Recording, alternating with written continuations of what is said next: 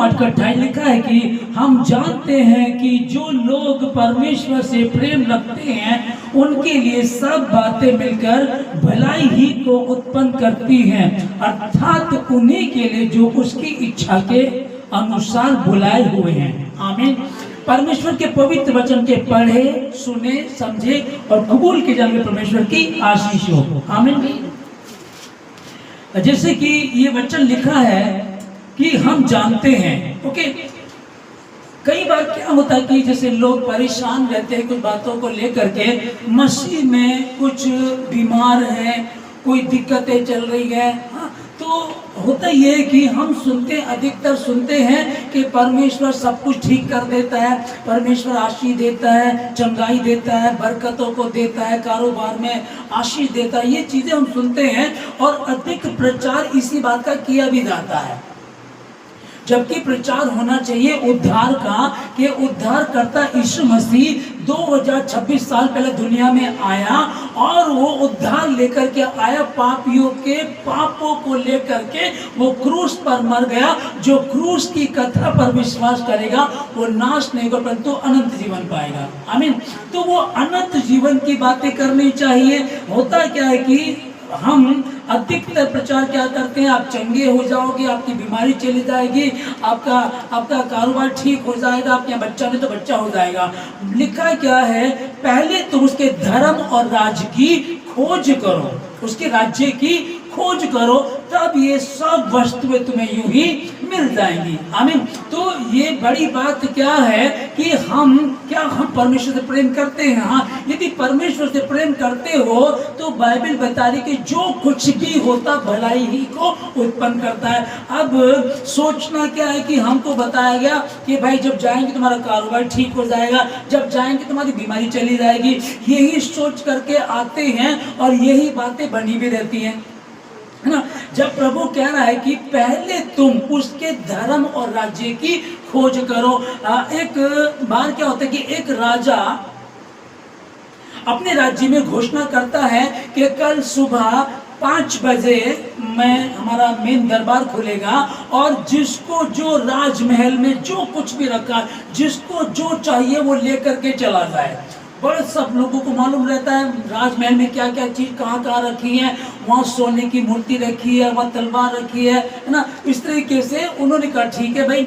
सब लोगों की तैयारी थी, रात को सोए भी नहीं और शायद वो एक्सरसाइज कर रहे हों कि भारी भारी सामान उठा करके लाएंगे, और हो सकता है कि वो 5 बजे का सुबह का टाइम रखा गया तो वो रात से ही लाइन में लगे हों कि मेरे से पहले यदि कोई लाइन में होगा तो सबसे महंगी चीज, बड़ी चीज वो उठा करके ले जाएगा।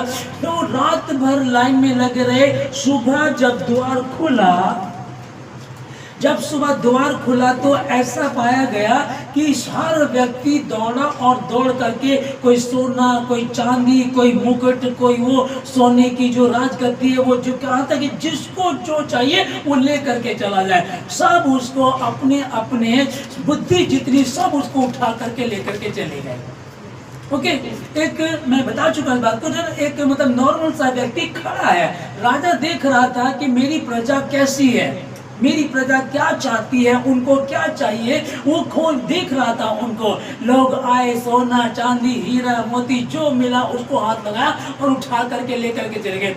एक व्यक्ति पीछे से आया और वो धीरे धीरे चल रहा था, धीरे धीरे चल रहा। राजा सोच रहा ये बड़ा अजीब आदमी है, लग भी बहुत गरीब रहा है, फटे हाल भी है, और उसके बाद भी ये इतने धीरे धीरे चला, इसको जल्दी आना चाहिए, जल्दी उठाना चाहिए। वो गया और जाकर के उसने राजा को हाथ लगा दिया। हालेलुया, है ना। उसने जाकर के राजा को हाथ लगा दिया। बोला ये क्या है, बोला जब जिस चीज को तुम हाथ लगा दोगे वो तुम्हारी हो जाएगी। मैंने राजा को हाथ लगा दिया, राजा मेरा हो गया। और राजा ने जो बांटने वाली वस्तु रखी है वो तो थोड़ी बहुत होंगी, पीछे तो कितनी वस्तुएं होंगी। आमीन। पीछे तो कितना धन होगा, यदि मैं कुछ उठा कर ले जाऊंगा कितने दिन खा लूंगा, कितने दिन उसको रख लूंगा। पर यदि राजा के साथ बना रहूंगा तो उसमें लिखा है कि संकट के समय अति सहज से मिलने वाला। मुझसे मांग और मैं तुझे दूंगा, मैं तुझे किसी भली वस्तु की घटी होने नहीं दूंगा। जब मैं पुत्र होगा और वो मेरा पिता है, तो मुझे अब ये चावल की बोरी ढोने की, ये तेल का, घी का या ये दाल को ढोने की आवश्यकता नहीं है। मैंने तो बिल्कुल हल्का सा काम करना है, और वो काम क्या है? मैंने राजा को हाथ लगा देना। राजा मेरा है तो मैं उसका हूं, अब मुझे किसी भली वस्तु की घटी हो नहीं सकती। आमीन, हालेलुया। पहले तुम उसके धर्म और राज्य की खोज करो, हालेलुया। तो ये चलो हम उसके धर्म राज्य की खोज में लगे, पर पास्टर जी जो पहला वचन आप बता रहे थे वो तो कुछ और है। उस पर लिखा, और हम जानते हैं मसीह में मसीहियों के लिए जो कुछ भी होता है भलाई को ही उत्पन्न करता है, अर्थात उन्हीं के लिए जो उसकी इच्छा पर चलते हैं, जिनको उसने अपनी इच्छा के अनुसार बुलाया है। आमीन। तो अभी जितने भी, कितने लोग, जैसे कि आज संडे है, कितने लोग चर्च में नहीं आए हैं, कितने लोग सो रहे होंगे, कितने बजे टेलीविजन देख रहे होंगे, मोबाइल में लगे, उधर की बातों में लगे होंगे, लेकिन उनको वो चिंता नहीं है कि परमेश्वर ने कहा था कि तुम मेरी आज्ञाओं को माना करना, तब मैं तुम्हें देश की उत्तम उत्तम वस्तुएं दूंगा। आमीन। मैं तुम्हें आशीषित करूंगा, मैं तुम्हें किसी भली वस्तु की घटी होने नहीं दूंगा। क्या करना? पहला स्थान किसको देना? पहले तुम मेरी आज्ञाओं को मानना। और किसके लिए लिखा है? मसीह में मसीहियों के लिए जो कुछ भी होता है, हालेलुया, जो कुछ भी होता। हाँ, एक्सीडेंट हो गया, प्रभु का धन्यवाद। कोई मुसीबत आ गई, प्रभु का धन्यवाद। कोई दिक्कत आई, प्रभु का धन्यवाद। कुछ भी क्यों ना होता रहे, आप पहले जान लीजिएगा, क्या मैं परमेश्वर का हूं, या मैं उस दिन जब राजमहल खुला था और मैं तो भैया जाकर के एक सोने की मूर्ति उठा कर ले आया था, अब भैया तुम्हारा रिश्ता खत्म। तुमको तो जितना तुमको चाहिए था, तुम्हारी नियति उन चीजों पे थी, उन दौलत पे, पैसे पे, सोने पे, चांदी पे, वही तुम जाकर के लेकर के आ गए थे। लेकिन एक व्यक्ति था बावला सा, जो इतना बुद्धिमान था, जिसने जाकर के राजा को हाथ लगा दिया, यदि परमेश्वर मेरे पक्ष में है, यदि परमेश्वर मेरा है, यदि परमेश्वर मेरे भीतर वास करता है, तो क्या मुझे किसी भली वस्तु की घटी हो सकती है? नहीं हो सकती, क्योंकि मैंने तो राजा को हाथ लगा दिया। अब जब लिखा है कि उन्हीं के लिए जो उसकी इच्छा के अनुसार बुलाए हुए हैं। आप कितनी चिंता करते हैं? जैसे कि आज की क्वायर में बात चल रही थी, सिस्टर सुमन ने बताया कि मेरा गला दर्द कर रहा है, सिस्टर सीमा ने बताया मेरी तबीयत खराब हो रही है, पैरों में सूजन है, हमने काम की भी छुट्टी की हुई है। ऐसे करने के बाद भी आपने काम की छुट्टी की और 2 ऑटो भर पहले पैदल चलना पड़ा, फिर ऑटो लेना पड़ा, फिर पैदल चलना पड़ा। इतना करके आप परमेश्वर के मंदिर में पहुंचे हैं। आप सोचिए, क्या वो आपसे कोई अच्छी वस्तु रख छोड़ेगा? और हम जानते हैं मसीह में मसीहियों के लिए ये सूजन है, कुछ फर्क नहीं पड़ता, क्योंकि मैं खून खरीदी हूं। हालेलुया। कोई श्राप मेरा हिस्सा नहीं है। बिल्कुल इस बात की घोषणा बार बार करते रहेगा, कोई सूजन मेरा हिस्सा नहीं है, कोई बीमारी मेरा हिस्सा नहीं है। लेकिन ना कि घोंसले को तोड़कर बार बार उसने चाहा कि सीखे हम उड़ना उससे। कई बार लगता है ना कि अभी परेशानी चल रही है, अभी दिक्कतें चल रही है, हाय अब सूजन आ गई, पिछले हफ्ते भी बीमार हो गए थे, फिर ये हुआ, फिर हमारा पैसा ऐसे चला गया। वो घोंसले को तोड़कर बार बार ये सिखाता है कि तुम उड़ो, तुम चलो, तुम उड़ना सीख जाओ। तुम कौवे नहीं हो, तुम छोटे मोटे पक्षी नहीं हो, तुम गिद्ध नहीं हो, तुम कौवे, तुम ईगल हो, तुम उकाब पक्षी हो। और उकाब पक्षी के विषय में परमेश्वर ने स्पेशल लिखा है, जो यहोवा की बाट जोते हैं वो नया बल प्राप्त करते जाएंगे यीशु मसीह के नाम में। और उकाब की तरह हम इसको पढ़ रहे हैं, और उकाब की मिसाल परमेश्वर देता है, वो उकाब पक्षी के समान होगा। हालेलुया। जबकि वो पक्षी है, हम मनुष्य परमेश्वर की समानता में बनाए हुए, तो भी परमेश्वर हमें समझाने के लिए उस पक्षी के विषय में बता रहा है कि वो जब 40 साल का हो जाता है, अपना सब कुछ छोड़ करके एक जगह जाकर के बैठ जाता है। कोई अपना नहीं है, सिर्फ वो चट्टान पर बैठता है, अपने नेज तोड़ देता है, चोंच तोड़ देता है और आराम से बैठा रहता है। खूनम खून हो जाता है, लहू लुहान हो जाता है, वो बैठा रहता है, बैठा रहता है। फिर से वो इंतजार करता है नए पंख आने की, नई चोंच आने की, नए नेल्स आने की। और जब ये नया आता है फिर वो और 30 साल तक जीता है। हालेलुया। हम जानते हैं मसीह में, मसीहियों के लिए जो कुछ भी होता है वो भलाई ही को उत्पन्न करता है। एक उकाब पक्षी भी ऐसा भयंकर रीति से, उसके लिए क्या परमेश्वर ने योजना बना रखी है कि 40 साल तक की तो उसकी आयु है ही है। उसके बाद यदि वो मरना चाहे तो जा और मर जा, या फिर से जीना चाहता है तो फिर आ चट्टान पर आकर के मेरे पास बैठ जा, मेरे पास आ जा। मैं तुझे नई नई बुद्धि दूंगा, नई अकल दूंगा, नई बातें तुझे दूंगा जिनको तू अभी नहीं समझता, जिनको तू अभी नहीं समझती। आमीन। लय व्यवस्था की पुस्तक 26 अध्याय जो 1 से हम पढ़ रहे, लिखा है कि तुम अपने लिए मूर्ति ना बनाना और ना कोई खुदी हुई मूर्ति या लाट हो, है ना। और आगे लिखा है कि जो हम लोग 2 में पढ़ रहे हैं, तुम मेरे विश्राम दिन का पालन करना और मेरे पवित्र स्थान का भय मानना, मैं यहोवा हूँ। आमीन। तो कितने लोग आज के दिन का भय मानते हैं? कितने लोग? आज काम है मेरे पास, आज मुझे ओवर टाइम का डबल मिलेगा इसलिए मैं आज काम करूंगा, ठीक है ना। बहुत सारी बातों में लोग उलझे रहते हैं। लेकिन जो परमेश्वर ने पुराने नियम में जब प्रभु ने अपने लोगों से कहा, जो आज्ञा पालन है कि तुझे क्या करना है, तुझे उनको दंडवत नहीं करना, किसी और को मुझे छोड़ करके किसी को ईश्वर करके नहीं मानना है। और आगे लिखा है कि विश्राम दिन को पवित्र मानना और उसका पालन करना, भय मानना। तो अब कितने लोगों में कितने लोग हैं जो परमेश्वर के भवन में होंगे? हालेलुया, है ना। हम बात तो करते हैं कि मैं खून खरीदा हूं, मैं रूह से जन्मा हूं। आप गा रहे हैं या वाकई फीलिंग है आपके अंदर से निकल के आ रहा है? आप घोषणा करते हैं, क्या हो जाता है? हम घोषणा करते हैं जितने हथियार मेरी हानि के लिए बनाए जाए उनमें से कोई सफल नहीं होगा। परमेश्वर ने फिरौन को रहा, परमेश्वर तूने फिरौन को इसलिए रखा था खुदावन ताकि तू उसमें अपनी महिमा दिखा सके। प्रभु जी, उसको बार बार तू ढीठ करता रहा ताकि वो हमें जाने ना दे, और प्रभु आप उसको पूरी रीति से नाश कर दो। उसकी औकात क्या थी कि यहोवा के सामने वो ठहर सकता था। हाँ प्रभु, तूने मेरे लिए किया है। गोलियत आया और दाऊद चमकने लगा। अगर गोलियत ना आता तो क्या दाऊद को कोई पहचानता? इजराइल में कौन पहचानता? कौन उसको राजा मान लेता?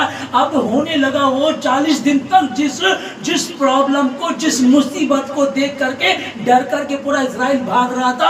आज हम क्या देख रहे हैं? ओ भैया, अरे ये इस लड़के ने मार डाला, हाँ इसने मार दिया। और मारा कैसे भाई?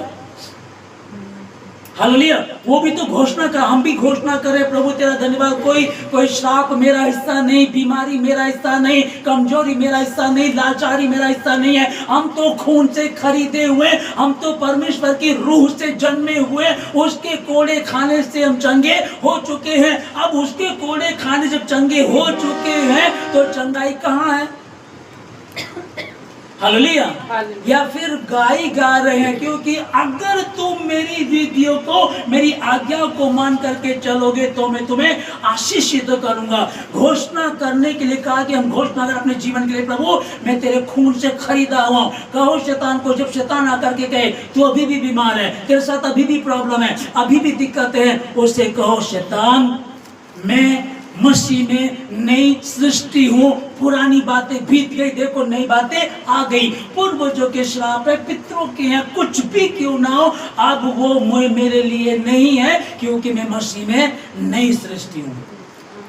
हालेलुया। हम घोषणा करेंगे, करते रहे, अच्छी बात है, लेकिन मसीह में मसीहों के लिए जो कुछ होता भलाई को उत्पन्न करता, लेकिन उन्हीं के लिए, अर्थात उन्हीं के लिए जो उसकी इच्छा के अनुसार बुलाए हुए हैं। आमीन। क्या मैं उसकी इच्छा के अनुसार हूँ, क्या मैं उसकी इच्छा के अनुसार चल रहा हूँ, या फिर हम हाँ जी हम गए थे प्रभु में, हाँ जी हमारी तो बात नहीं बनी, हमारा तो काम नहीं हुआ, हम तो कई दिनों तक गए थे, तो क्या लेने आए हो, सौदेबाजी करने आए हो क्या? आपका विश्वास है कि परमेश्वर है, तो फिर आपसे वो आशीष, वो बरकत कोई भी छीन नहीं सकता। द्वार खुला, कल सुबह मैं गोडाउन खोलूंगा, चीनी चावल घी तेल देसी सब उसमें रखा है, जिसको जो चाहिए आकर के लेकर के चले जाओ। और वही पहले भी भीख मंगे थे, पहले भी मजदूर थे, पहले भी अपने आप को थकाया करते थे, पहले भी बोझ से दबे थे और अब भी बोझ से दबे हैं। गए और जा करके किसने एक बोरी उठाई, किसने 1.5 बोरी उठाई, किसी ने सोचा 2 टीन लेकर के जाऊं, सब उसी को लेकर के जा। लिखा है कि वो उसमें क्या है कि जो भी जिस चीज को हाथ लगा देगा वो उसका हो जाएगा। अरे उस राजा को, उस साहूकार को, उसी को हाथ लगा दो, जब तू मेरा हो गया तो सब कुछ मेरा हो गया। हालेलुया, है ना? उसी को हाथ लगा, उससे तो पालो, पहले उससे तो जीत लो,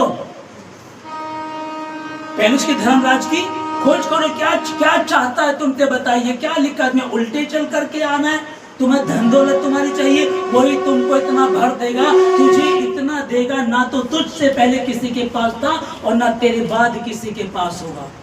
हालेलुया, घोषणा तो कर रहे हैं हम, प्रभु मैं घोषणा करता हूँ, जैसे दाऊद ने घोषणा की थी और उसने कहा था गोलियत तू तो मेरे पास तलवार भाले लेकर आ, परंतु मैं सेनाओं के यहोवा के नाम से तेरे पास आया हूँ और आज ही वो तुझे मेरे हाथों में कर देगा और मैं तेरी गर्दन तलवार से काटूंगा।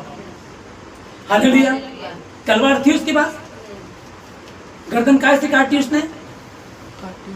काटी थी, उसकी गर्दन धड़ से अलग कर देता ना, पहले मारता फिर उसकी गर्दन धड़ से अलग कर देता है, ठीक है। अब जब गर्दन काटी उसकी, उसने उससे पहले बोला कि आज ही मैं तेरे धड़ से तेरी गर्दन को अलग कर दूंगा। पत्थर से कर देगा, वो जो गोफन गुलेल थी उससे काट देता उसकी गर्दन, है ना। उसके पास नहीं था, लेकिन उसको पता था मैं सेनाओं के यहोवा के नाम से घोषणा कर रहा हूँ, इंतजाम करना परमेश्वर का काम है, मैंने तो सिर्फ जाना है और ललकारना उस बीमारी को, उस अंधकार की शक्ति को, उन नेगेटिव बातों को, उन बुरी चीजों को जो हम पर हमला करती है, जो मेरी कौम को, परमेश्वर के लोगों को, खतना रहित व्यक्ति, परमेश्वर के बपतिस्मा पाए हुए लोगों को ललकार रहा है। इसकी औकात क्या है कि ऐसा कर सके? आज ही सेनाओं का यहोवा तुझे मेरे हाथों में कर देगा। हालेलुया, आमीन, है ना। कोई भी अधोलोक के कोई भी फाटक मुझ पर प्रबल नहीं होंगे, अधोलोक के कोई भी फाटक मुझ पर प्रबल नहीं होंगे, ना मुझ पर प्रबल होंगे, ना मेरे घराने पर प्रबल होंगे और ना ही मेरी कलीसिया पे प्रबल होंगे। ये घोषणा मेरी यीशु मसीह के नाम में। लेकिन क्या तुम पहले उसके दिन को, विश्राम दिन को स्मरण रखते हो, उसको आदर देते हो, या आज गर्मी धूप है इसलिए भवन में नहीं गए? कई बार आप सुनिएगा, अरे यीशु मसीह के लिए तो अपनी जान भी हाजिर है, पर प्रभु यीशु मसीह हम जान भी दे देंगे। जान दे देंगे, परमेश्वर के भवन में नहीं आ रहे। जान चाहिए किसी को? क्या करेगा? जान तो वो दे चुका है 2026 साल पहले। आमीन। जो हम लोग न्याय व्यवस्था 26 का 3 में पढ़ लिखा है कि यदि तुम मेरी विधियों पर चलो और मेरी आज्ञाओं को मानकर उनका पालन करो, तो मैं तुम्हारे लिए समय समय पर मैं बरसाऊंगा तथा भूमि अपनी उपज उपजाएगी और मैदान के वृक्ष अपने अपने फल दिया करेंगे। हालेलुया। यदि तुम मेरी आज्ञा को मान करके चलोगे तब कैसा होगा? तब ऐसा होगा कि फिर क्या होगा? मैं समय पे मैं बरसाया करूंगा। अब हमारी खेती बाड़ी तो है नहीं, आप जिस भी काम को करते प्रभु उसमें बरकत देगा, अगर तुम मेरी आज्ञा को मानोगे तो। हालेलुया, है ना। कई बार मतलब कि अगर विश्राम दिन को, 7वें दिन को, ये जो रविवार का दिन है, परमेश्वर का दिन है, जब हम उसमें 2 घंटे परमेश्वर को नहीं दे सकते, बहानेबाजी बना ली, मैं ये कर रहा था, मैं वो कर रहा था, मैं इसलिए नहीं गया था, मैं इसलिए नहीं गए थे, जब बहानेबाजी बना रहे हो ना, तो सिंपल सी बात है, आप दुकान पर राशन लेने जाइएगा। कुछ भी चीज खरीदेगा, 1 लाख रुपए की चीज लेने जाइएगा, आप 1 लाख रुपए दो, तुम्हें इज्जत करेगा, कोल्ड ड्रिंक पिलाएगा, चाय पिलाएगा और कहेगा साहब एड्रेस दे दो, सामान कहाँ पहुंचाना है। आपने कीमत अदा कर दिया, ओके। लेकिन आपकी जेब में कुछ भी नहीं है, आप 50 रुपए का कुछ खरीदना चाहते हो, उधार देगा, बोले जी मैं कल आपको पैसे दे दूंगा, देगा। दुनिया का सिस्टम है ना। तो वहां तो हम उलझे रहते हैं, वहां हम ना समझी करते हैं, पर यहाँ हमारी समझदारी काम नहीं करती है। तो मैं तुम्हारे लिए समय समय पर मैं बरसाया करूंगा, ओके। जब खेती बाड़ी होती थी तो बारिश की आवश्यकता होती थी, बारिश होगी तो खेती बाड़ी अच्छी होगी, ओके। तो बारिश होगी, आप उसके आगे लिखा है कि और मैदान के सब वृक्ष तुमको फल दिया करेंगे। आमीन। बहुत फल होगा, आप उसको बेच सकते हो, बिजनेस कर सकते हो, खूब खाओ, अच्छे से रहो, मैं तुम्हें इस तरह से आशीष दूंगा, तुम्हें बरकत दूंगा। आज लग रहा है अभी कारोबार बहुत ढीला हो गया, ओके, सीजन ऑफ है, बच्चे इधर का आदमी दूसरे स्टेट में काम करने जा रहा, दूसरे स्टेट का इधर आ रहा है, लोग परेशान हैं, ओके। अभी आसानी से हम देख रहे हैं कि भैया अब तो बड़ी दिक्कतें चल रही है, हम क्या करेंगे, कारोबार है नहीं, नौकरियां है नहीं, और सब सामान चाहिए, बिजली का बिल, ये महंगाई हो गई है, अब हम क्या करें, हमारे समझ में नहीं आ रहा। तो यहाँ कुछ नहीं करना, और हम जानते हैं मसीह में मसीहियों के लिए जो कुछ भी होता है, आमीन। आप मसीह हैं, आप परमेश्वर के हैं, आप परमेश्वर के धर्म और राज्य की खोज करने वालों में से हैं, तो आपको तो डरने की आवश्यकता है नहीं, आपको चिंता ही नहीं करनी, क्योंकि मैं जानता हूं मैं परमेश्वर के समीप बैठा रहता हूं, तब वो मेरे लिए सब इंतजाम तो करेगा। हालेलुया। हम यहाँ जो पढ़ रहे हैं, और 5-6 को पढ़ेंगे, 6 को, और मैं तुम्हारे देश में सुख चैन दूंगा और तुम सोगे और तुम्हारा कोई डराने वाला ना होगा, और मैं उस देश में दुष्ट जंतुओं को ना रहने दूंगा और तलवार तुम्हारे देश में ना चलेगी। हालेलुया। ठीक है ना। अब तुम चैन से सोओगे। अभी अब क्या करेंगे, आप पूरे दिन के थक कर आए, तुम्हें नींद ही नहीं आ रही है, कल क्या करेंगे, फिर कहीं काम ढूंढने जा रहा है, या कुछ सामान बेचते तो ये बेचने जाना, सामान बिक नहीं रहा है, दिक्कतें चल रही है, हम क्या करें, समझ में नहीं आ रहा। हमको बहुत सारी बातें नहीं समझनी, एक समझनी है, और वो है उसके धर्मराज की खोज करना। आमीन। फिर आगे लिखा है 8 में, तुम में से 5 मनुष्य 100 को और 100 मनुष्य 10,000 को खदेड़ेंगे। हालेलुया। ध्यान से समझिएगा। अब हमको किसी मनुष्य की खरीद, किसको हमें खदेड़ना, किसको भगाना हमको। अब लेकिन बात वही चल रही है कि यदि ऐसा भी तुम में से 5 मनुष्य 100 को और 100 मनुष्य 10,000 को खदेड़ेंगे, तुम्हारे हाथ में वो पावर होगी, क्योंकि तुम परमेश्वर के पवित्र स्थान में बने रहते हो और उसकी संगति में हो।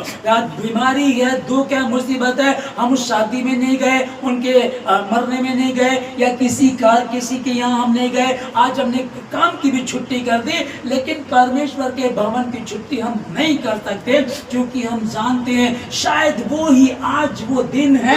लिखा कि हर चीज का समय, शायद वो दिन आज है जब मेरा कुबड़ापन, मेरी गरीबी का कुबड़ापन, हमारे परिवार में जो प्रॉब्लम है या बीमारी, वो आज जाने वाली यीशु मसीह के नाम में, क्या पता वो दिन आज ही हो। हालेलुया, है ना। फिर हम क्या करें इस पर, तो आगे जिस बात तुम लोग पढ़ रहे हैं, और तुम रखे हुए पुराने अनाज को खाओगे और नए के रहने पे भी पुराने को निकालोगे। हालेलुया। ध्यान से समझिएगा। अरे भाई राशन पूरा खत्म हो गया है, नया लेकर के आओ, ठीक है ना। यह लिखा है कि नया आएगा, लेकिन पुराने को खाते रहोगे, पुराना भी तुम्हारा खत्म नहीं होगा। है कैसे होगा, राशन का कैसे होगा, बच्चों का कैसे होगा, फीस का कैसे होगा, समझ में नहीं आ रहा। तुम्हें वो नहीं सोचना, तुम्हें ये सोचना है। हालेलुया। ठीक है ना। मुश्किलें आ सकती है, मसीह के लिए जो कुछ भी होता भलाई को उत्पन्न करता है। मैं आपको बता रहा था कि हमारे घर के पास, हमारे पड़ोस में एक व्यक्ति रहते हैं, उन्होंने हमारे नाली का पानी रोक दिया, ओके।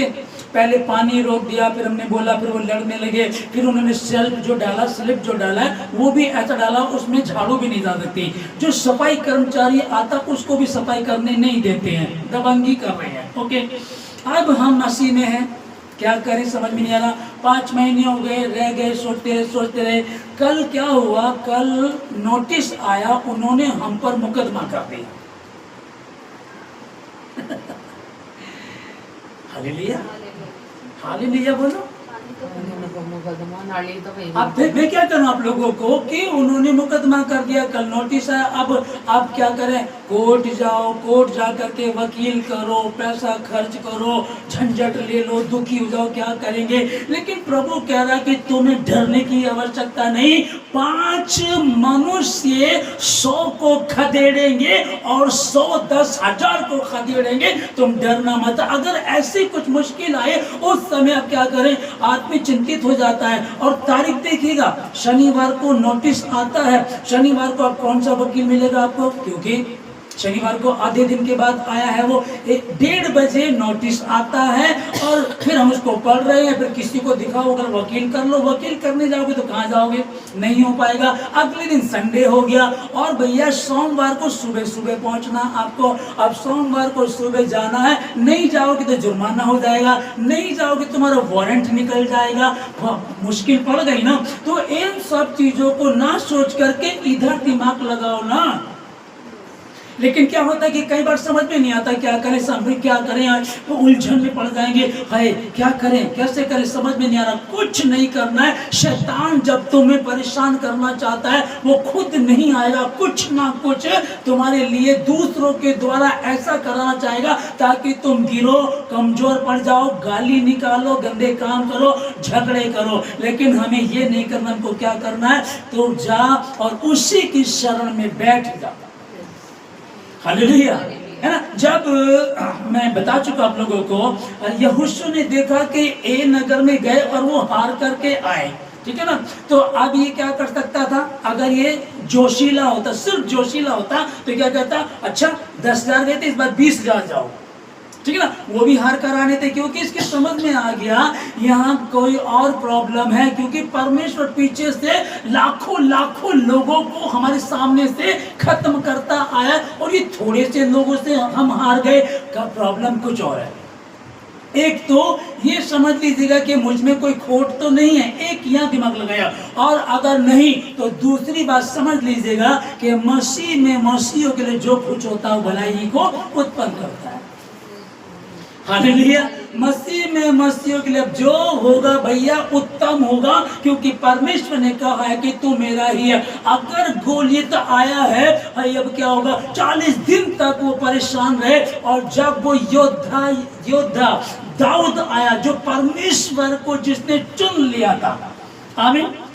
बाकी लोगों ने क्या चुना था, दौलत, सोना, चांदी, हीरा, मोती, राशन, दाल, चावल, घी, ये चुन रहे थे। उसने किसको हाथ लगा दिया जाकर के, राजा को हाथ लगा दिया। तो दाऊद तो परमेश्वर से प्रेम करता था और जब राजा को हाथ लगा दिया तो ये राजा का पुत्र बन गया। और जब गोलियत आया तो गोलियत आया और गोलियत टेंशन लेकर आया, डिप्रेशन लेकर के आया। ये डरने लगे, परेशान हो गए। पर एक इनमें ऐसा था जिसने कहा, मैं तेरे सामने सेनाओं के यहोवा के नाम से आया हूं। आमीन। किसके नाम से, सेनाओं के यहोवा के। मैंने कोई गलती नहीं की, गलत नाली का पानी भी उधर कोई जाना, सड़क मैंने नहीं बनाई, नाली मैंने नहीं बनाई, लेकिन तुम बेमतलब में पंगा ले रहे हो। ठीक है, फिर मेरे प्रभु ने कहा, अपने कसूरवारों को माफ करो, अपने सताने वालों के लिए प्रार्थना करो और बाकी तुम मुझ पर छोड़ दो। अब फिर प्रियो अपना बदला ना लेना। वो तो परेशान हो रहे, अभी तो खुश हो रहे शायद कि हमने ऐसा कर दिया, लेकिन मैं यीशु मसीह के नाम में विजयी हूँ। हालेलुया, मैं हारा हुआ नहीं, जीता हुआ, मैं परमेश्वर समीप रहता हूँ और परमेश्वर से बढ़कर मेरे लिए कुछ भी नहीं है। तो मैं तो खून खरीदा हूँ, रूह से जन्मा हूँ, कोई श्राप मेरा हिस्सा नहीं, कोई टोना मेरा हिस्सा नहीं, टोटका मेरा हिस्सा नहीं, कोई सरकारी कोई इस तरह का जो मुकदमा झूठा मुझ पर कर दिया गया वो भी मेरा हिस्सा नहीं है। हालेलुया, आमीन। तो जितने हथियार तेरी हानि के लिए बनाए जाए उनमें से कोई भी, हम गा रहे थे ना भी लोग, कौन सा गीत गा रहे थे? मेरे शत्रु का निशाना मुझ पर होगा ना सफल, आंखों की पुतली जैसे हो रखता है मुझे हर पल, गिन गिन के स्तुति करूं बेशुमार तेरी आशीषों के लिए, अब तक तूने संभाला मुझे, आगे भी संभालेगा तू ही। आमीन। मैं खून खरीदा हूं, मैं रूह से जन्मा हूं, पहले पक्का कर लो हो कि नहीं हो, बस। आमीन। और मैं आपको मैंने कितनी बार बताया कि जब मुश्किलें आ रही है ना, तो भैया उसी पेड़ पे पत्थर मारे जाते हैं जो फलवंत है। बीमारी भी बनी हुई है, दिक्कतें भी बनी हुई है, कारोबार भी ठीक नहीं चल रहा है, ओहो हमारे पास तो आशीष नहीं है, और फिर लोग तुम्हारे विरोध में हो रहे हैं। हालेलुया। तो जब विरोध हो रहा, आप प्रार्थना कर रहे हैं, उपवास रखते हैं, 7वें दिन परमेश्वर के मंदिर में जाते हैं, तन मन धन से परमेश्वर के प्रति आप ईमानदार हैं, और आपको लग रहा कुछ नहीं हो रहा है, आपको नहीं पता कुछ नहीं हो रहा, आप चाइनीज बैम्बू की तरह हैं, चाइनीज बांस का पेड़ जो होता है उसकी तरह है। पहले 4 साल में नजर ही नहीं आता, वो जमीन के नीचे नीचे अपनी जड़ों को फैलाता, अपनी जड़ों को फैलाता, क्योंकि उसको 90 फीट तक ऊंचाई पर जाना है।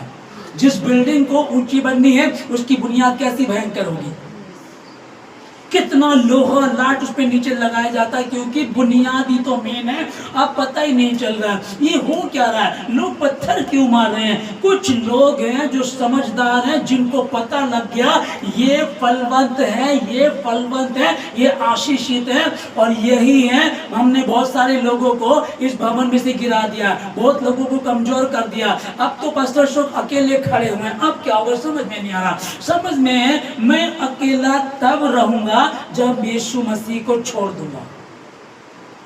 हालेलुया। यीशु, क्योंकि यीशु तो छोड़ता नहीं है। हालेलुया। तो मैं हूं, मेरा परमेश्वर है, और आप यहाँ 4,000 जो आप बैठे हुए हैं, निश्चय यीशु मसीह के नाम में जो प्रभु का वचन बता रहा, 5 मनुष्य 100 लोगों को खदेड़ेंगे, और 100 लोग 10,000 को खदेड़ेंगे। ये कब होगा? यदि तुम मेरी आज्ञाओं को मानकर चलो तो ये आशीष तुम्हारी है। हालेलुया, है ना। अभी देखो, सोचो, ये जो 4 में लिखा है, तो मैं तो सॉरी 5 में, यहाँ तक कि तुम दाख तोड़ने के समय भी दामनी करते रहोगे। हालेलुया। आप समझिएगा, आपने बैंगन की सब्जी तोड़ी, ओके, तो उसे खा सकते हो, है ना। लेकिन लिखा कि यहाँ जो लिखा हुआ है, यहाँ इसमें यहाँ तक कि तुम दाख तोड़ने के समय भी दावनी करते रहोगे, हैं, और बोने के समय भी भरपेट दाख तोड़ते रहोगे, और तुम मनमानी रोटी खाया करोगे। हालेलुया। तुम्हारे पास इतना होगा, मतलब कि ऐसा होता है कि भैया ये जो खेती बाड़ी हुई है, इसको काटेंगे, बेचेंगे, पैसा आएगा तो कुछ हम करेंगे। नहीं, तुम काटोगे और दावनी खाते भी रहोगे, है ना, है ना। तुम काम भी करते रहोगे और तुम खाते, भर पेट तुम काटोगे और मनमानी रोटी खाया करोगे। अच्छा चलो यार, बैंगन तो 20 रुपए के किलो है, जिसे पसंद नहीं आते, और जो पसंद की सब्जी वो 100 रुपए किलो है, तो मनमानी सब्जी खाया करोगे। हालेलुया, ठीक है ना। बोला रात को हमने कुछ बनाया था, अब उसको हम क्या करें, और उसको छोड़ दीजिएगा, अब कुछ वो बनाओ, क्योंकि बाइबल बता रही तुम मनमानी रोटी खाया करोगे। लेकिन होगा कब? जब तुम भय से मेरे पास आओ। भय मतलब कि भय कौन से वाला? आदर वाला ना, रेस्पेक्ट वाला ना, ठीक है ना, वो वाला। कि यहाँ लिखा है कि परमेश्वर के मेरे जब भवन में आओगे 7वें दिन को जो पहला हो गया, जब उसको आदर दोगे तो मैं निश्चय तुम्हें आशीषित करूंगा। हालेलुया। तू तो मेरे सामने भाले और तलवार को लेकर आया, परंतु मैं तो सेनाओं के यहोवा के नाम से तेरे पास आया हूं। कुछ हैं जिनको मतलब कि बंदरी को मिली अदरक की डली और वो पंसालन बन बैठी। ओके, वो कहीं किसी अधिकारी के यहाँ बर्तन भांडे का काम करते हैं, झाड़ू पोछा करते हैं, वहां से उन्होंने कुछ कह दिया होगा, उन्होंने पुलिस को कह दिया, इस तरह से मुकदमा हो गया। लेकिन मेरा परमेश्वर कह रहा है कि मैं जमीनों आसमान का बनाने वाला परमेश्वर हूँ, मैं सेनाओं का यहोवा हूँ। तुझे जो छूता तुझे नहीं, मेरी आंख की पुतली ही को छूता है, बस उसके समीप बैठ जाओ। हालेलुया। अच्छा, फिर कहें कि प्रभु, फिर अब ये सूजन आ गई, अब उन्होंने मुकदमा कर दिया। पहले बेमतलब में वो नाली का पंगा कर रहे, प्रभु क्या करे समझ में नहीं आ रहा। तो प्रभु ने ऐसा पूरी बाइबल में ऐसा कहीं नहीं लिखा कि आप कहें कि परमेश्वर ने कहा कि मुश्किलें नहीं आएंगी, मुसीबतें नहीं आएंगी। मुसीबतें आएंगी परंतु ठहरेंगी नहीं। हालेलुया। लाल समुद्र आया, ओके, और उनको रोक नहीं सका। मुश्किलें आई, दिक्कतें आई, परेशानी आई, कोई बात नहीं, उसकी चिंता मत करना। हालेलुया। मुश्किलें नहीं आएंगी ऐसा नहीं लिखा, मुश्किलें आ सकती हैं, क्योंकि पौलुस भी लिख रहा है, कहता है कि मैंने इस विषय में परमेश्वर से 3 बार प्रार्थना किया, प्रभु मेरी तबीयत खराब हो रही है, मुझे सूजन हो रही है, मेरे साथ ऐसी प्रॉब्लम आ गई है, उन्होंने बेमतलब में मुकदमा कर दिया, मैं क्या करूं प्रभु। तब प्रभु ने क्या कहा, मेरी सामर्थ निर्बलता में सिद्ध होती है। हालेलुया। मैंने परमेश्वर से 3 बार इस विषय पे बात की, प्रभु मैं बड़ा मुश्किल हो रही है, शैतान आता मुझे घूसे मारता है, शैतान आता मुझे परेशानी देता, प्रभु मैं क्या करूं समझ में नहीं। परमेश्वर ने उसको क्या कहा, इस वचन को हम लोग पढ़ रहे हैं 2 कुरिन्थियों 12 अध्याय 7 वचन में लिखा है, इसलिए कि मैं प्रकाशनों की बहुतायत के कारण फूल ना जाऊं, इसलिए मेरे देह में कांटा चुभाया गया है ना। अभी जो 8 में लिखा है कि इसके विषय में मैंने प्रभु से 3 बार विनती की कि मुझसे दूर हो जाए। ओके, हम भी करते हैं ना कई बार, कुछ परेशानियां पढ़ाई की या कुछ भी जो मुश्किलें आती हैं तो प्रार्थना करते हैं, लेकिन वो ठीक नहीं हो पा रहा। तो ये कह रहे मैंने 3 बार प्रार्थना की परमेश्वर। 3 बार का मतलब ऐसा है, इसके लिए ऐसा है कि ये जल्दी से अपने लिए या इस तरह के विषयों के लिए प्रार्थना नहीं करता था, ये प्रार्थना लोगों के लिए ज्यादा करता था। तो लेकिन ये बोल रहा कि मैंने इस विषय के लिए 3 बार प्रार्थना की। आगे 9 में लिखा है, पर उसने मुझसे कहा मेरा अनुग्रह तेरे लिए बहुत है, क्योंकि मेरी सामर्थ्य निर्बलता में सिद्ध होती है, इसलिए मैं बड़े आनंद से अपनी निर्बलताओं पर घमंड, हालेलुया, आमीन, घमंड करूंगा। आप बताइएगा, मुकदमा हो गया हम पे, क्या करें, घमंड करें कि रोए बैठ के? जी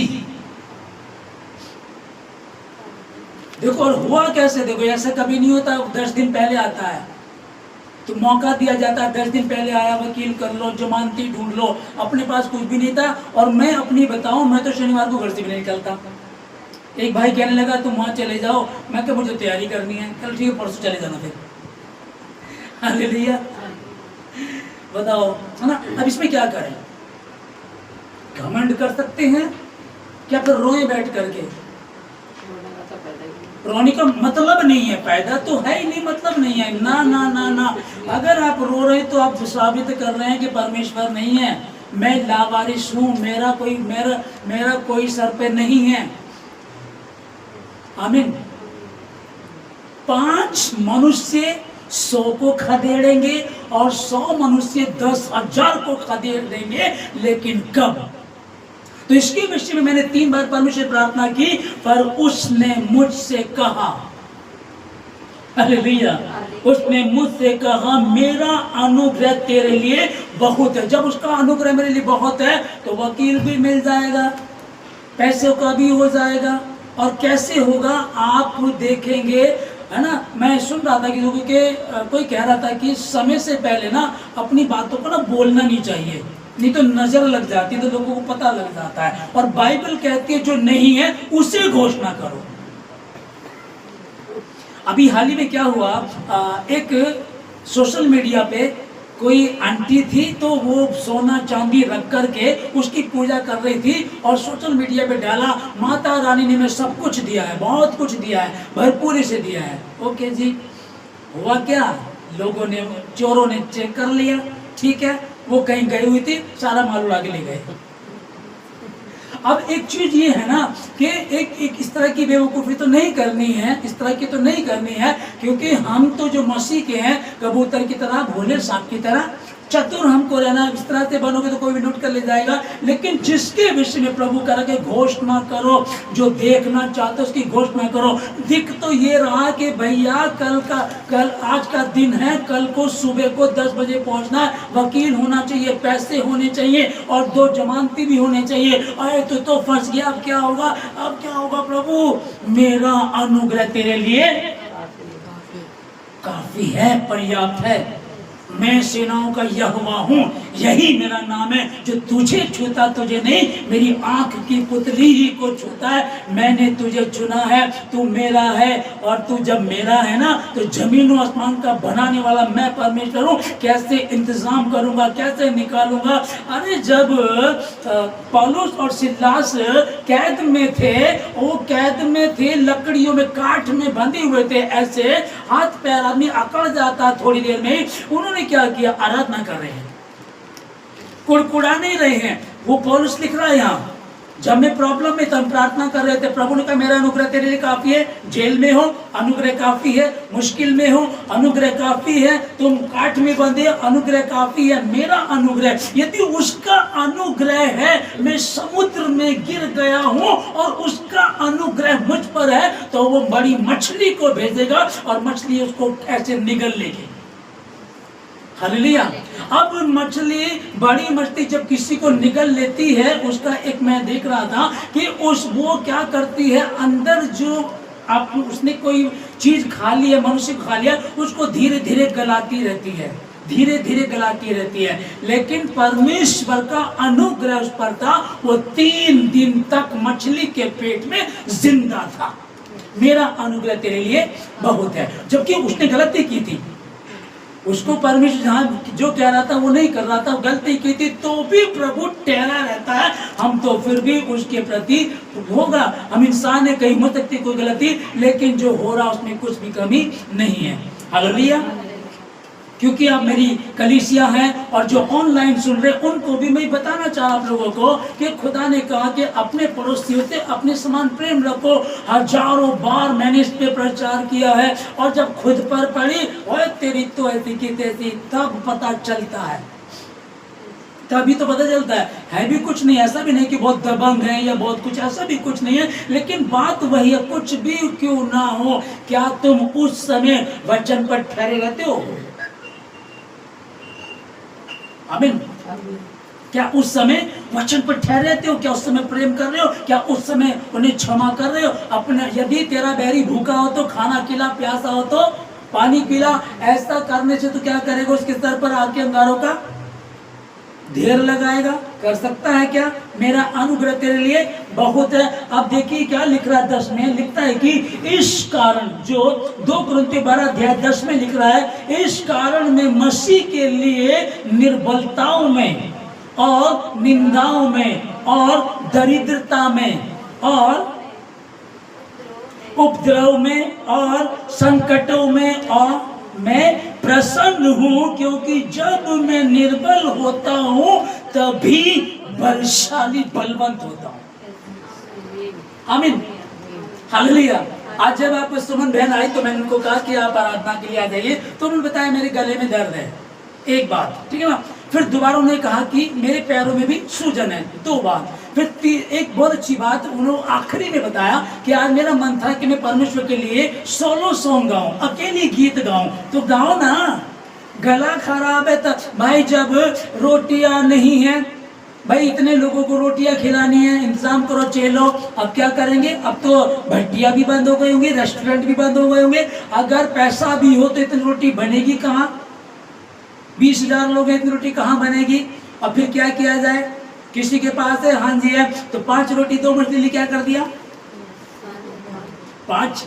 जब नहीं है ना, तब वो साबित करता है। और आपने पहली बार सोलो गाया, पहली बार खुद कह करके गाया है, जब पैरों में सूजन है, आपके गला आपका खराब है, काम की आपने छुट्टी की हुई है, और आज हमारा मेन लीडर भी नहीं है, जो क्वायर का मेन लीडर वो भी नहीं है, तब आपने गाया, और तो आशीषित है यीशु मसीह के नाम में।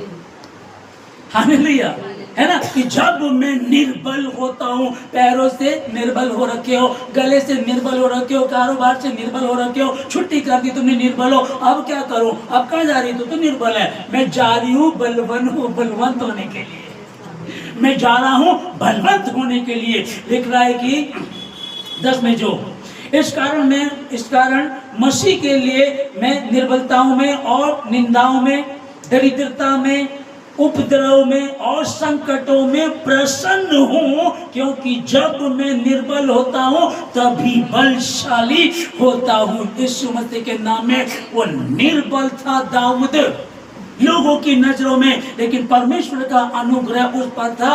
पहले भालू मरवाए, शेर मरवाए, आज गोलियत को मरवाना है। आप ऐवे यहाँ नहीं बैठे हैं। कितने लोग परमेश्वर को छोड़ करके धक्के खाते फिर रहे हैं, दूसरों के आगे हाथ जोड़ रहे, एडिया रगड़ रहे, अपनी नाक रगड़ रहे हैं, बेइज्जती हो रही, लज्जित होते फिर रहे हैं। लेकिन जो यहोवा के सामने अपना मस्तक शीश झुकाते ना, उन्हें किसी और के सामने शीश झुकाने की जरूरत नहीं पड़ेगी। परमेश्वर कह रहा, मेरा अनुग्रह तेरे लिए बहुत है। हालेलुया, मैं ना डरांगा, विश्वास करांगा। आमीन। यस मैं विश्वास है ना, किस पर विश्वास? क्या जहां मैं जिंदा परमेश्वर को जानती हूँ, मैं जिंदा परमेश्वर को जानता हूँ। कौन हमको मसीह के प्रेम से अलग कर सकता है? हालेलुया। ये दर्द, ये परेशानी, ये पत्नी, ये पति, ये बच्चे, कौन हमको मसीह के प्रेम से अलग कर सकता है? यदि मसीह, जिसने अपने इकलौते पुत्र को भी उस परमेश्वर ने नहीं रख छोड़ा, वरन उसे हमारे लिए क्रूस पर मरने के लिए दे दिया, तो फिर उसके साथ हमें और सब कुछ उदारता से क्यों ना देगा? हालेलुया। और क्यों ना उदारता से देगा? और हम जानते हैं मसीह में, मसीहियों के लिए जो कुछ भी होता है, जो कुछ भी होता है, ठीक है, लेकिन पूरा वचन क्या है? अर्थात उन्हीं के लिए जो उसकी इच्छा पर चलते हैं। आमीन। क्योंकि चर्च में तो बहुत सारे लोग बैठे हैं, राजा का महल खुला, बहुत सारे थे वहां, तो सबने अपने अपने पसंद की चीजें उठा करके चल दिए। तो यहाँ आशीष लेने नहीं आए, आशीष तो मुफ्त में मिल जाएगी। आमीन। जैसे नौकरी के साथ हर वर्ष में बोनस मिलता है ना, तो बोनस तो मुफ्त में मिलता है। आप समझिए, चीज को समझिएगा कि जैसे कि आपको मैं कहूँ कि भैया आपको नौकरी चाहिए कि बोनस चाहिए, तो क्या कहेंगे आप? नौकरी, क्योंकि बोनस तो मिल जाएगा। ओके, लेकिन जब प्रभु में लोग होते हैं तो यहाँ किसी को कहे कि आपको परमेश्वर चाहिए कि आशीष, तो वो कहेंगे आशीष। आपको परमेश्वर चाहिए कि चंगाई, वो कहेंगे चंगाई। ठीक है ना? तो यहाँ वो बोनस लेना चाहते, चंगाई मिल गई, घर बैठ जाएंगे, आशीष मिल गई, बस उस जिंदगी जिएंगे। जब नौकरी मिल जाएगी तो वो तुम्हें जब तक 60 वर्ष तक रहता है ना, तब तक तुम्हें नौकरी रहेगी, और उसके बाद तुमको पेंशन मिलेगी, और बोनस तो बीच बीच में मिलता ही रहेगा। नौकरी को पालो, पेंशन भी मिलेगी और बोनस भी मिलता रहेगा हर वर्ष। लेकिन मसीह में आकर के लोगों को क्या रहता? हमको बोनस दे दो, समझ पा रहे? दिमाग की बत्ती चल रही है ना? है ना? यहाँ आकर के तो जैसे हम वहां नौकरी चाहते हैं वैसे यहाँ भी हम कहें प्रभु तू ही मेरा परमेश्वर है, तू ही मेरा खुदा है, तू मेरा परमेश्वर है, मैं तेरे समीप आया हूँ, तू मुझे आशीष दे, चाहे ना दे, तू ही मेरा परमेश्वर है। और जब हम ऐसा कहेंगे निश्चय ही, हालेलुया, ना तो वो छोड़ेगा और ना ही त्यागेगा। परमेश्वर आप लोगों को बहुत बहुत आशीष दे और घोषणा करते रहिएगा अपने लिए कि अधोलोक के फाटक मुझ पर प्रबल नहीं होंगे। जितने हथियार मेरी हानि के लिए बनाए गए उनमें से कोई सफल नहीं होगा। मैं परमेश्वर की आंख की पुतली हूँ, मैं उसकी आंख की पुतली हूँ। जो मुझे छूता मुझसे नहीं, वो मेरे बाप को, मेरे परमेश्वर को, यहोवा को छूता है किसी की औकात से छूने की? छू करके दिखाओ, छू करके दिखाओ। आमीन। तूने मेरे सताने वालों के लिए मेरे लिए मेज बिछाई है। हालेलुया। तू मेरे सताने वालों के सामने मेरे लिए मेज बिछाता है। मेरे बेटे बैठ जा, जूस पी जो तेरी पसंद की है। ओहो तुझे मैंगो पसंद है, चल मैंगो खा। हालेलुया। समझ पा रहे हैं? या तो रोना शुरू कर दो। अब क्या करें, पर समझ में नहीं आ रहा, अब तो थोड़ी मुश्किल हो गई। अब क्या करें, हाय अब तो ये हो जाएगा, अब तो कुछ नहीं होगा। हालेलुया। हाँ, मुश्किलें आएंगी, दिक्कतें आएंगी पर ठहरेंगी नहीं। और वो इसलिए आएंगी ताकि तुमको मजबूत बना सके। इस विषय पे मैंने परमेश्वर से 3 बार प्रार्थना की। प्रभु ने कहा मेरी सामर्थ्य निर्बलता में, कमजोरी में सिद्ध होती है। इस कारण पौलुस कह रहा है, इस कारण मैं अपनी निर्बलताओं पर घमंड करूंगा, क्योंकि जब मैं निर्बल होता हूँ तभी बलशाली होता हूँ। तो निर्बल, हम उपवास निर्बल हो रहे, निर्बल नहीं हो रहे। शरीर तो बन जाएगा, आत्मा को तैयार कर रहे हैं, क्योंकि आत्मा ही आत्मा से बात कर सकती है। आत्मा ही पवित्र आत्मा से बात कर सकती है। हालेलुया। हम बढ़े, तुम 100 गुना आशीष आपकी है, आप बरकत पाए हुए हैं। अधोलोक के फाटक तुझ पर प्रबल, मुझ पर प्रबल। हालेलुया। बोलते घोषणा करते रहिएगा, चलते उठते बैठते। और जिस गीत को आप गा रहे थे, कोई श्राप मेरा हिस्सा नहीं, बीमारी मेरा हिस्सा नहीं, लाचारी मेरा हिस्सा नहीं, कमजोरी मेरा हिस्सा नहीं। हालेलुया।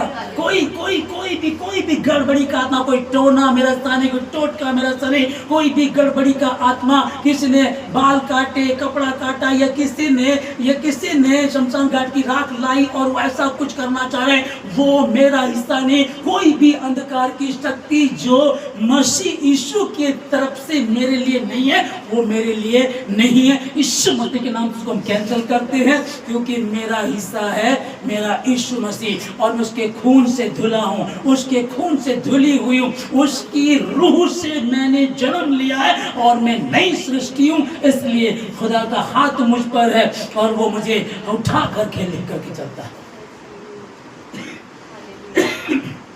वही कहता है, यहोवा का हाथ ऐसा छोटा, यहोवा का हाथ ऐसा छोटा नहीं हो गया कि वो उद्धार ना कर सके, और न उसके कान ऐसे भारी हो गए हैं कि वो प्रार्थना को, तुम्हारी विनती को ना सुन सके।